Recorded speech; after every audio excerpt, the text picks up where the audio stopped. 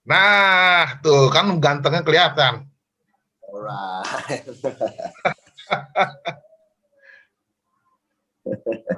Oke. Apa kabar Mas Henry? Sehat? Kabar baik, Husen apa kabar? Sehat, semua sehat, keluarga sehat, alhamdulillah. Keluarga sehat ya. Pandemi gimana job-job? Pandemi job-job ya mirip kayak teman-teman lah ya. Pasti nggak akan selangsam seperti sebelum pandemi.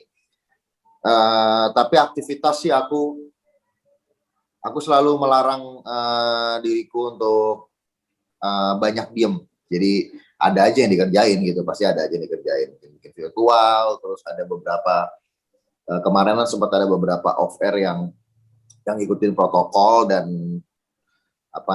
sesuai dengan prokes lah gitu. Ada beberapa tapi nggak banyak. Yang virtual juga ada, video virtual yang lain? Banyak, kan sempat di DSS juga kemarin. Oh iya benar-benar. Terus aku juga kemarin sempat stripping sinetron di salah satu stasiun. Ya. Aku acting juga. Dan main film juga pernah saya lihat. Film masih. Film, sinetron, nyanyi. Ya memang dua itulah nyanyi sama acting gitu. Keren. Kita bisa mulai ya? Yuk. Oke, sebentar.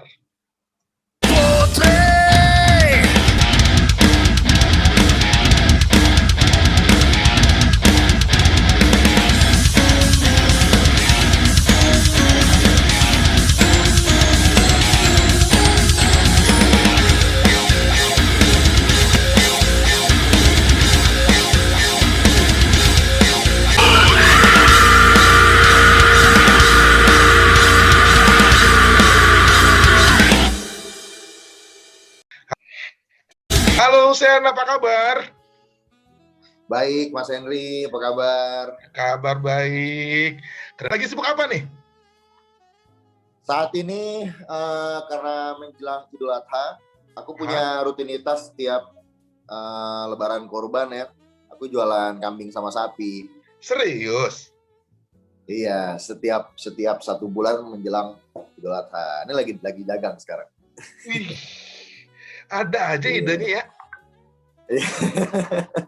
Ada aja lah, diada-adain, Mas. Dan itu musim hanya di Idul Adha doang berarti ya? Yap. Jangan-jangan ntar Lebaran Idul Fitri jualan rendang lagi atau ketupat apa gitu? Enggak sih. Ini aku udah berjalan beberapa tahun sih. Setiap Idul Adha aja tapi. Asik. Husen ngobrol dong tentang Husen Idol, awal-awal semua dinyanyi, film, sinetron, banyak ceritanya nih. Dan saya lihat juga aktif di YouTube. Lumayan. Gak aktif banget sih, tapi berusaha aktif lah. Rajin meng-cover saya lihat. Ya. Makanya ngikutin ini lah Mas Henry, ngikutin flow yang sekarang ada lah. Kita manfaatin media yang ada, free pula kan, jadi sayang kalau kita nggak manfaatin gitu. Dan seperti Husen emang aset banget buat Indonesia ini, jarang lah seperti Husen. Gimana tuh? Iya, yang vokalnya, tampilannya begini, ya looks-nya Husen Alatas nggak ada. Gitu ya? Gitu ya. Yeah. Oke, cerita dong awal di dunia tersuara dulu deh, sebelum kita ngobrol sinetron dan film dan YouTube. Mulainya sebelum Husen Idol dulu pernah ada di grup rock juga kan? Iya. Aku tuh sebenarnya kalau terjun ke industri sebagai profesional, musisi profesional itu 2007 Mas Henry waktu itu. Jadi aku waktu itu tergabung di salah satu band legenda festival rock lah ya, namanya Alas Roban. Terus aku belum lama join, tiba-tiba Pak Lok Zelebor waktu itu minta 10 track sama anak-anak Alas Roban waktu itu. Akhirnya, dan kebetulan aku juga membuat banyak sekali lirik di track-track tersebut. Dan akhirnya kita kasih track itu ke Pak Lok Zelebor waktu itu, 2007. Lalu Pak Lok Zelebor waktu itu suka sekali dan dia ingin merilis jadi satu album gitu ya. Tapi dia pengen banget bikinin satu project baru, tapi bukan Alas Roban. Jadi project baru nih, beneran baru gitu. Di luar itulah. Nama bandnya waktu itu, kenapa? Di luar project yang itu gitu ya? Di luar Alas Roban. Akhirnya dibikin satu band namanya Lock Guns. Gitu. Padahal semua personilnya anak-anak Alas Roban sebenarnya. Gitu. Dan tetap under Lock Labor juga? Iya, Lock Labor. Malah Alas Robannya enggak kan? Alas Robannya malah enggak. Nah, jadi Lock Guns-nya memang bikinan Lock Labor, bandnya foundernya Lock Labor, Pak Om Lock sendiri, dan rilis di Logis Record dan terlibat di Lock Management gitu, dan memang eksklusif waktu itu. Dan itu project rilis satu album di 2008 Januari, nama albumnya Hitmaker 2008. Aku sebagai vokalisnya juga sebagai songwriter di situ. Jadi itu sebenarnya pertama kali aku sebagai musisi profesional terlibat di industri, sebenarnya di situ. Bidadariku, janganlah kau berpaling dari diriku. Berarti itu jauh sebelum Indonesian Idol? Jauh. Emang boleh nonton Indonesian Idol kalau kita udah punya album? Boleh, nggak apa-apa, nggak ada masalah. Itu sekitar 7 tahun sebelum Indonesian Idol. Aku waktu itu masih kelas 2 SMA. Masih kelas 2 SMA, aku masih sekolah. Jadi izin terus sama sekolah pas motor gitu. 2008 Maret waktu itu aku tur sama Skid Row. Waktu itu Jakarta, Bandung, Semarang, Surabaya, Malang. Umurku masih 17 tahun waktu itu. Sekejap kau hadir lagi temaniku, semimpi tak jadi ya banyak bolosnya sekolahnya. Susulan terus gitu.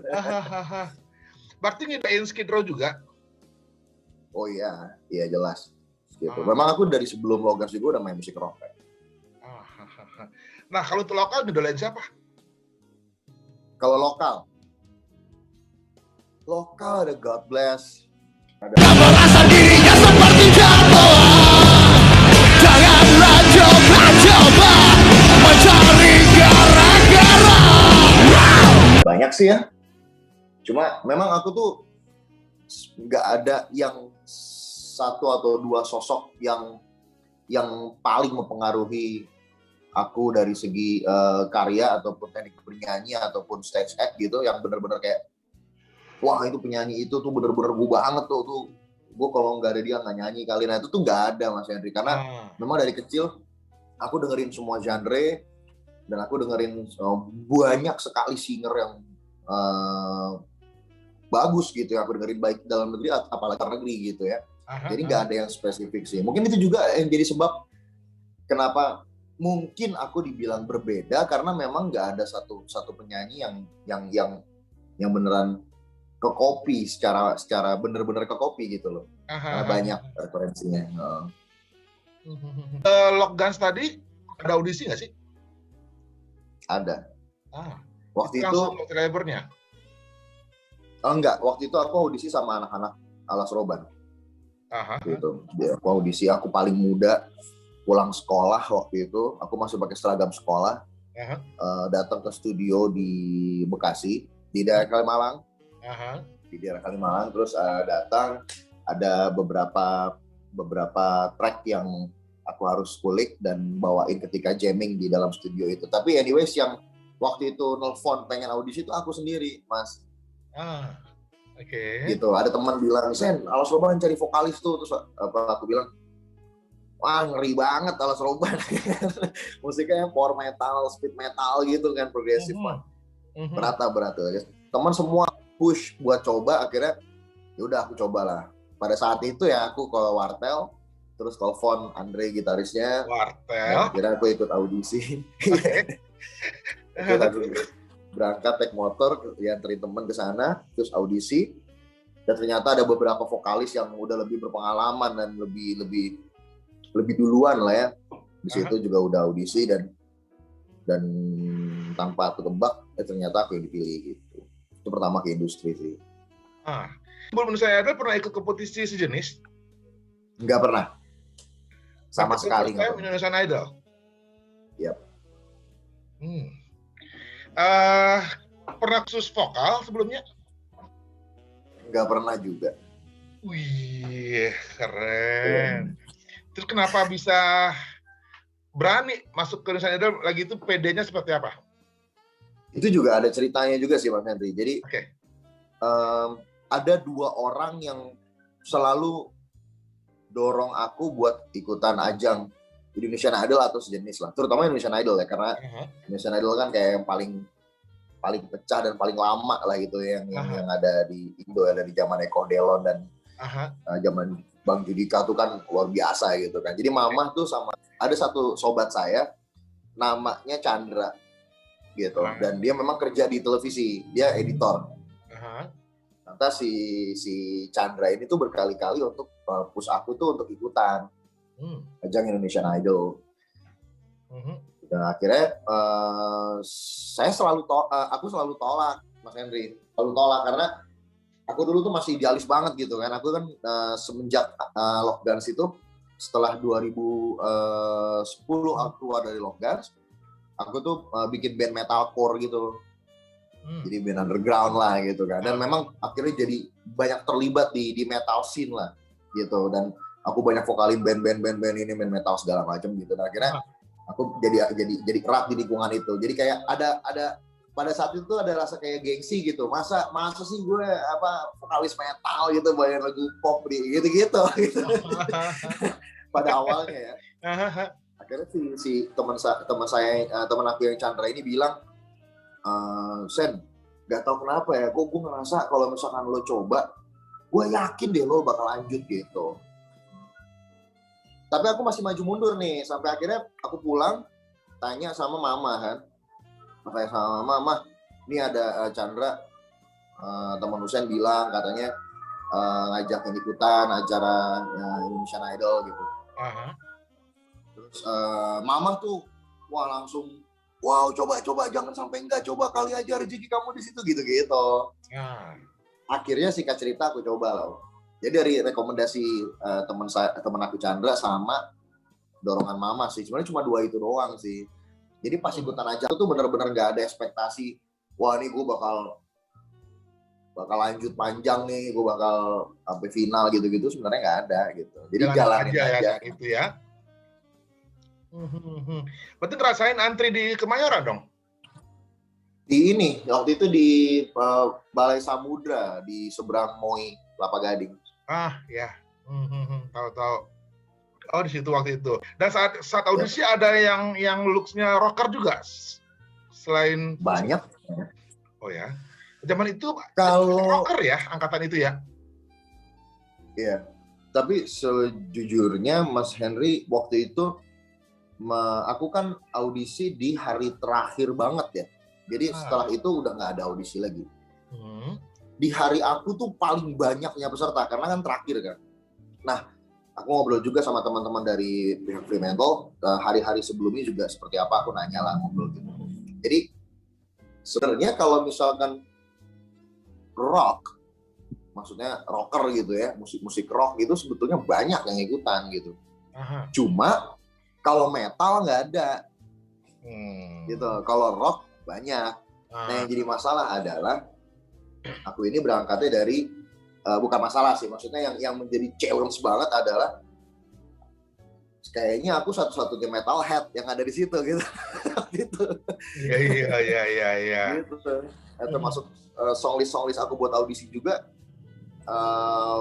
unik-unik gitu. Aku bawa waktu itu aku nawarin lagu kayak Dio lah, Black Sabbath, Motorhead, Deep Purple, terus Metallica, Five Finger Death Punch, System of a Down, lagu-lagu yang juri belum pernah dibawain sama kontestan gitu.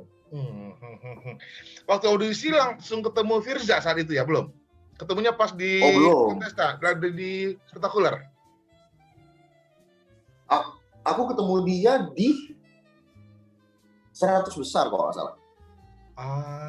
Oke. Firza, Noella, Miranti, Dewi, Yuka itu ketemunya di 100 besar ya. Terus saat itu juga ada karantina dong? Ada. Rocker karantina seperti apa kali ya? Teriak mulu kali ya? Kenapa? Kalau rocker karantina teriak mulu kali ya? Sebenarnya aku malah tipenya tuh kalau lagi santai sehari-hari tuh lebih banyak ngobrolnya, sebenarnya jarang nyanyi Mas Henry. Iya, kalau di studio latihan manggung GR berisik banget memang. Tapi kalau lagi nongkrong ngobrol sehari-hari, apalagi di karantina, kayaknya mungkin teman-teman juga tahu ya. Aku di karantina tuh lebih banyak ngobrol gitu. Biasanya tuh yang di kamar banyak nyanyi tuh Kio biasanya. Kan dia bawa gitar tuh. Gitu. Aku sama Firza kadang-kadang nyanyi di kamar, tapi nggak terlampau sering lah. Yang aku sering lihat sering nyanyi di kamar tuh, yang sering rajin latihan, terus itu sering nyanyi tuh di kamar tuh si Gio tuh, dia bawa gitar, nyanyi terus rajin latihannya. Kan ada berapa kali perform tuh? Komen juri apa aja yang pedes? Ada. Komen juri yang pedes waktu itu, jangan bawain lagu yang kencang terus gitu kan. Kamu sebenarnya bagus kalau nyanyi ballad, saya pusing dengernya, kamu teriak gitu. Kayak gitu salah satunya. Kurang lebih begitu lah ya. Kan itu bahasa kalbu. Gitu. Ya itu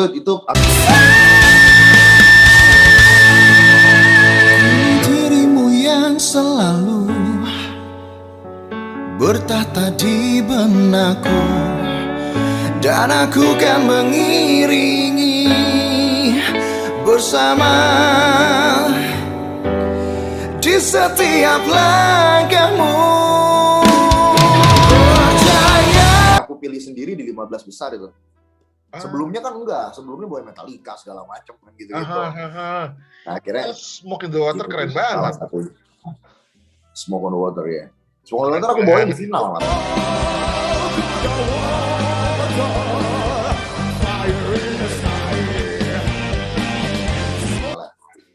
Aku ikut SMS loh zaman itu, lagi ngedolain banget. Masa? Serius. Sampai yang digundulin di panggung sama Dani. Iya. Itu lagi kayak 20 sekian besar gitu. Terus dari semua Spectaculars, lagu mana susah? Oh no, itu 100 besar itu Mas. Itu 100 besar aku digundulin tuh. 100 besar udah tayang di TV? Udah, kan Golden Ticket juga udah tayang kan. Jadi pas Golden Ticket kan si Mas Dani bilang, kamu akan aku lulusin kalau gundul gitu. Kamu jelek kalau berambut tipis. Terus Mas Dani juga bilang, kamu banyak pikiran kamu gitu. Masa sih Mas? Iya. Pokoknya kalau nggak digundul, aku nggak lolosin. Ya udah Mas, nggak masalah gitu. Akhirnya gundul, aku berusaha dekin. Cuma kan kalau sampai pelontos banget gitu kan, belum pede kan Mas. Karena kan seumur hidup belum pernah pelontos kan. Ditipisin banget gitu, kayak cuma setengah senti gitu, satu kepala. Pas 100 besar, Mas Dani ngelihat, ini belum gundul nih, gitu. Langsung terus dia ke atas panggung, minta tolong sama Pak Untung Pranoto waktu itu, Direktur Programming RCTI. Terus udah gitu, semua kontestan, termasuk Ko Daniel Mananta, semua ikutan, wah rame-rame dihabisin. Begitu disisain segitu di belakang. Pak Buji, tolong gundulin dulu Pak Buji. Ci, maju Ci. Ya. Oke.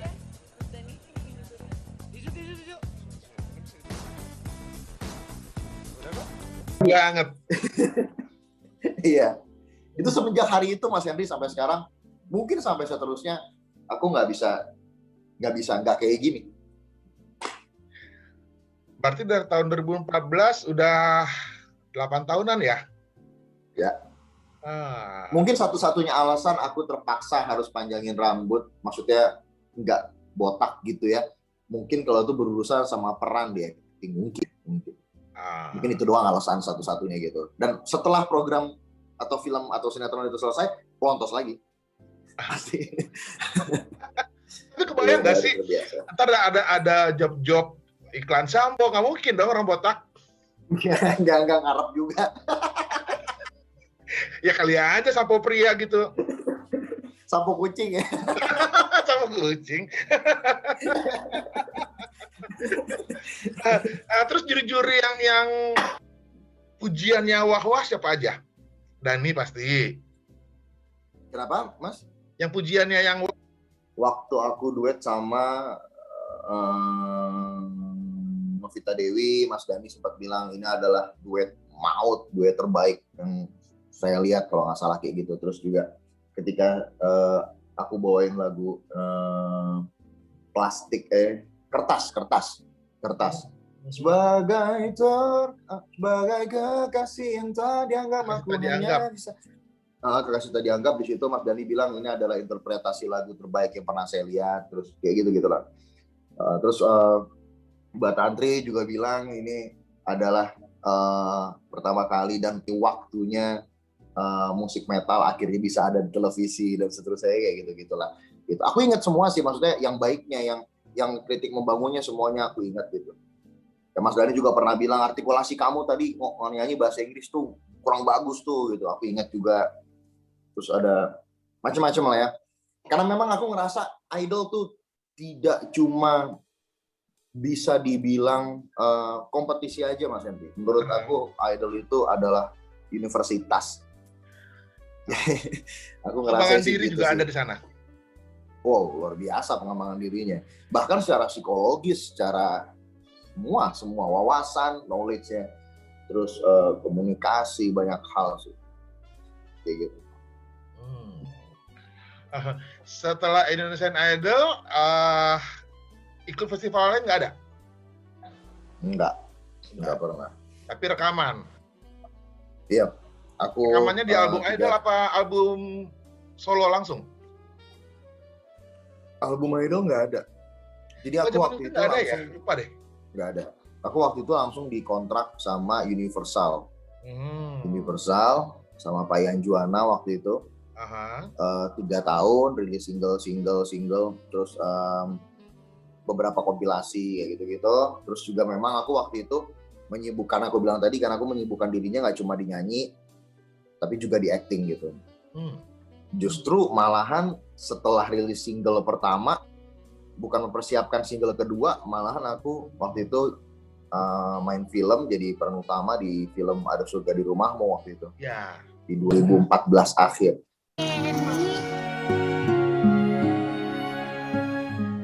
Inilah Sungai Musi. Dari dulu nggak pernah berubah.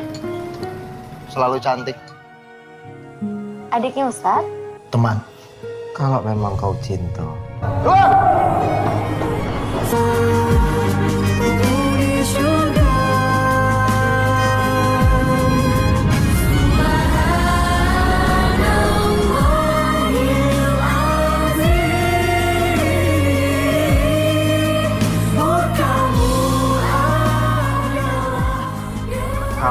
Bahkan baru banget rilis single, berapa minggu kemudian aku malah main film juga 724 sama Mbak Dian Sastro sama Mas Lukman Sardi. Beb, kemarin tuh hujan deras banget, jadi aku harus tidur di sini daripada capek di jalan. Yeah, love you. Love you more. Good morning. Hi. Nih, pas ini. Kamera, action.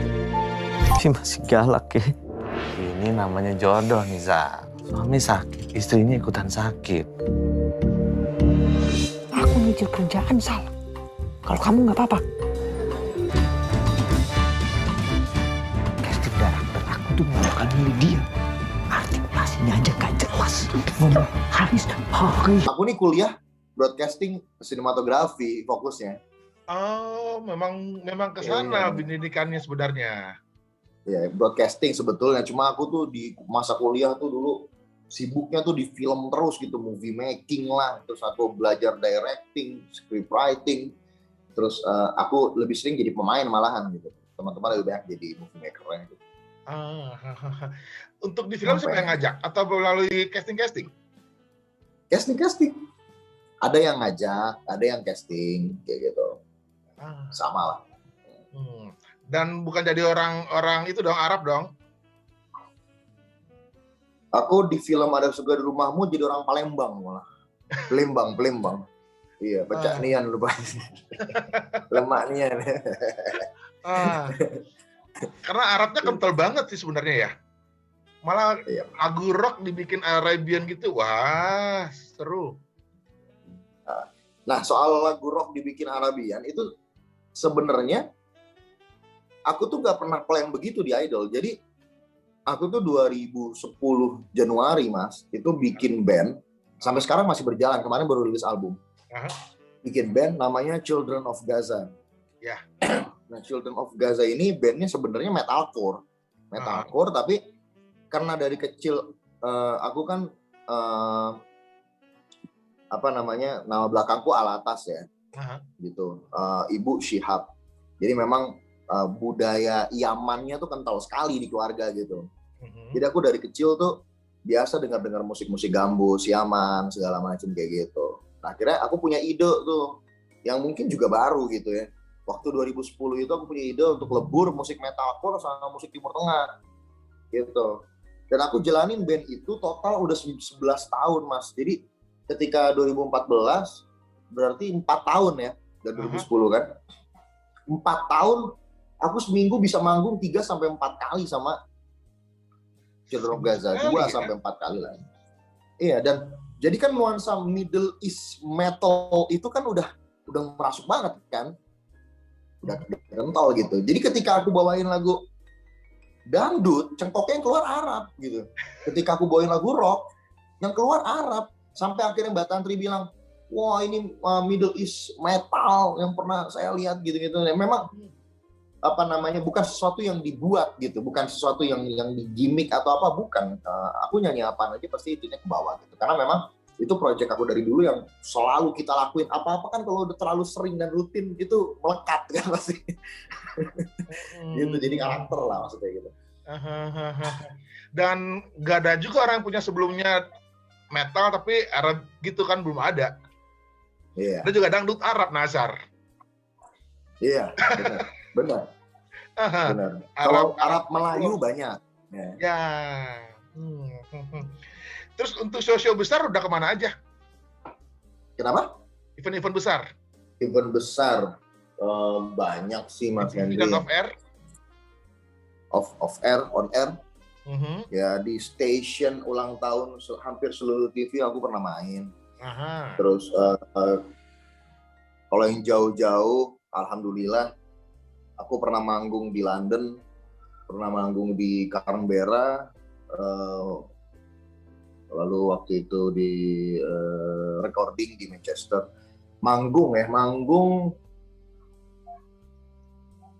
banyak sih Mas, bingung jawabnya. banyak lah. Oke. Untuk yang di London tadi itu solo atau bawa grup? Solo. Aku recording di Manchester, terus itu kan di sana agak berapa waktu lah gitu ya, nggak 1, 2, 3 hari gitu. Tapi kan butuh untuk kerjaannya cuma 2 hari kan. Jadi banyak jalan-jalannya sebenarnya. Jadi ketika di Manchester recording selesai, di SSR waktu itu selesai, terus ada break, terus aku punya teman memang udah kenal dari sebelum berangkat, udah kenal. Jadi dia tuh kenal banyak kafe-kafe yang ada di London lah gitu, kafe rock gitu. Akhirnya dia bilang, gue mau bikinin acara buat lo nih, katanya gitu. Jadi lo mumpung lagi di sini, jarang kan, maksudnya bisa kita kesempatan ke sana gitu. Jadi gue mau bikinin acara, lo berangkatlah kemari gitu, ntar kita ramein. Dan ternyata benar, pas aku berangkat ke sana begitu, ternyata udah rame banget. Akhirnya manggung deh. Gitu. Untuk manggung saya pernah duet dengan Ayu Ting Ting, pernah duet dengan si A, si B, si C, dengan Novita Dewi, bla bla. Siapa aja yang artis besar yang lain? Banyak ya. Banyak lagi. Suka sih. God Bless. Aku nyanyi di acara anniversary God Bless 43 tahun. Padi. Tak pernah sama apa yang ku sentuh, apa yang ku kejar, hanya menunggu selembut helaimu. Tak ada satupun yang mampu menjadi sepertimu. Wah, banyak banget Mas Henry, lupa. banyak. Aku juga sampai pas band. Oh iya, sama pas band juga. Nah, edisional tapi ya. Gitu. Terus banyak sih Mas. Dengarkan banyak alasan kita bosan, dengarkan cerita kita pun juga. Henry, jadi maksudnya aku aku tuh jujur aja Mas. Aku tuh di panggung besar ataupun panggung kecil, aku tuh menikmati banget gitu. Ya tentunya kalau makin rame crowd-nya, makin besar eventnya, kita makin senang lah ya. Maksudnya kan, dahsyat kan. Cuma Dan ngalinya lebih keluar ya. betul. Dan memang apa namanya, mall gig gitu mau konser besar gitu, buat aku sih sama-sama asik sih gitu. Bahkan ada beberapa kesan-kesan yang memorable banget nih, bukan di konser gede malahan. Di gigs kecil pernah ada kesan-kesan sangat berkesan malahan, tapi di gig kecil gitu.